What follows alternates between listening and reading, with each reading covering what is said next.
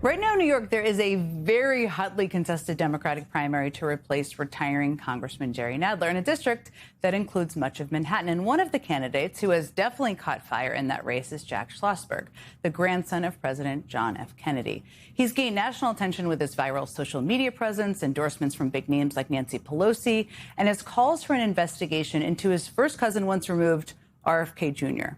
Well, polling in these races can be a little tricky. Several polls commissioned by Schlossberg's primary opponents have shown him leading the crowded field. But just today, this is part of a campaign, everyone. The New York Times released a news story detailing alleged problems inside the Schlossberg campaign. According to the Times, Mr. Schlossberg would regularly blow off weekly strategy meetings called for his benefit and made a habit of disappearing for long stretches with little notice or explanation. His campaign has also been plagued by high turnover, with the Times reporting that in the 6 months since he entered the race, he's had at least 2 campaign managers, 2 field directors, a handful of advisors, and a rotating cast of consultants. And the paper also dug into the 33-year-old candidate's professional history, finding that some of his longest work engagements consisted of a few months as a political correspondent for Vogue and a brief stint at the State Department that lasted less than 4 months, according to a department spokesperson. Today, Schlossberg's campaign fired back at the New York Times via social media, saying, quote, anonymous sources describe his ability to be everywhere as erratic chaos. He calls it running for Congress. And joining me now is Jack Schlossberg, Democratic candidate in New York's 12th congressional district. First of all, how does it feel to be running for Congress and be under the scrutiny that that happens when you are? The best part about being a front runner is everyone starts attacking you. So we're really happy to be leading in the polls, coming out with more policies and raising more money and meeting more people than any of our opponents. And when they start attacking you, then you know you're doing something right. Okay, we're going to talk about your policy proposals. They are a central part of every campaign, very important. But campaigns are also a tryout for the job. As people are getting to know you, they look at every aspect of you and how you conduct yourself on the campaign. We've talked enough for me to know that you are an unconventional candidate. Right. You approach things in an unconventional way. Anyone who follows you on social media certainly knows that. But for people out there in your district who are getting to know you, they're looking for leadership. They're looking for reliability as well. And I outlined some of the things in this story that would paint a picture of you as someone who disappears for hours, skips strategy meetings. First of all, is it true, or was it true for just a portion of the campaign? And how can you reassure people that you're going to show up if you're elected? Our campaign has done more public events. We're everywhere all at once. I've met so many people in New York that I'm starting to run into people for the second time just on the street. In terms of the reports in that New York Times article that you're referencing, most of them, if they had fact-checked them, they could have asked me, not true. Weekly meetings for my benefit, strategy meetings. I can tell you right now that I'm the campaign's lead strategist. And so you didn't skip meetings early on in the campaign or in the first couple of weeks? Who would I be meeting with? Who is this person?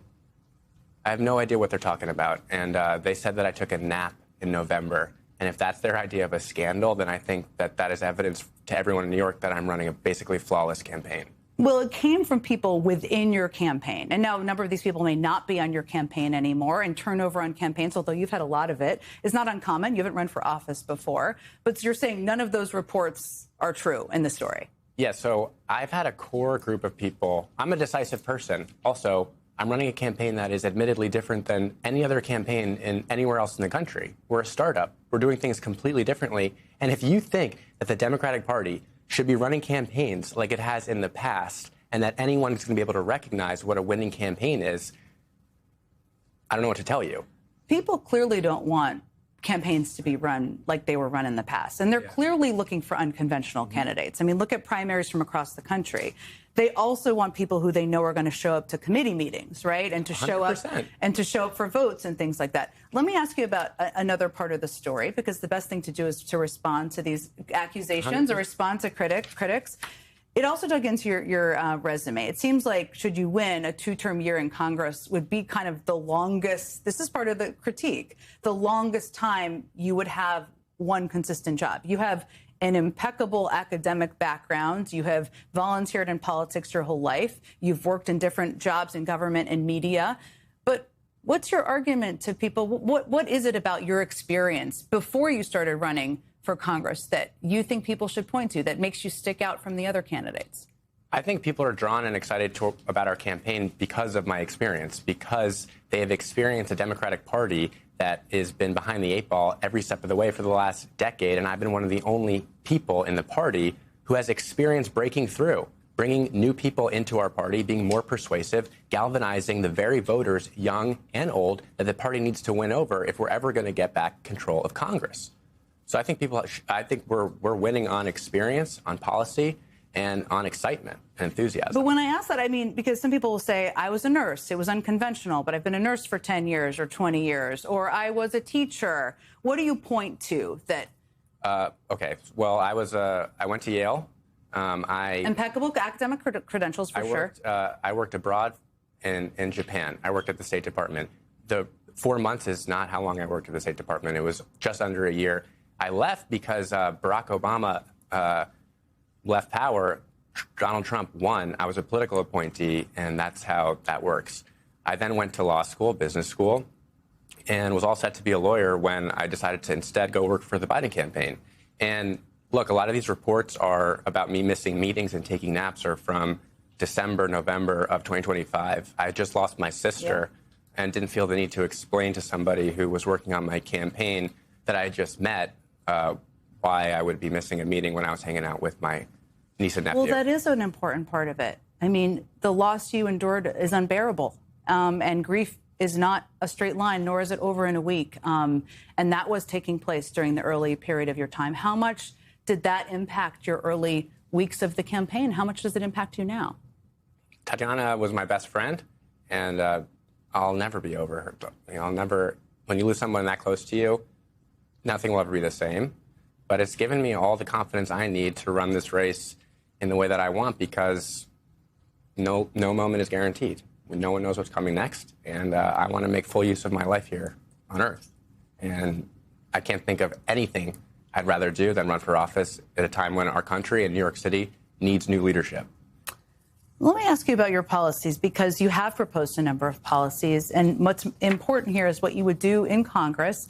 You just announced a new policy to expand the child tax credit by $300 for anyone with children under the age of 6 and pay for it with the money from Trump's billion-dollar ballroom renovation.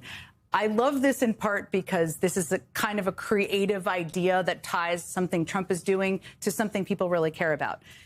But there are details here I have to ask you about, because there are more than 30 million households with children under 6. So $1 billion would amount to about $30 per household for 1 year, which is part of it. Where does the rest of the money come from? Could you clarify? Well, what you're talking about is that you want to cover for people under 6 in this country, right? The proposals for the country, paying $300 more a month for the child tax credit, right? But this only would cover, $1 billion would only cover $30. So there's $270 per family. Right, the $1 billion isn't to cover the full expense. Okay, there are additional revenue streams that we would tap into by reversing some of the cuts that the president and his administration have made to federal programs. And we're going to be continuing what was done during the COVID relief program to make the child, it's called Jack's Mom's Monthly Bonus Plan. We're going to be paying the child tax care credit monthly instead of annually, because that's how working families budget.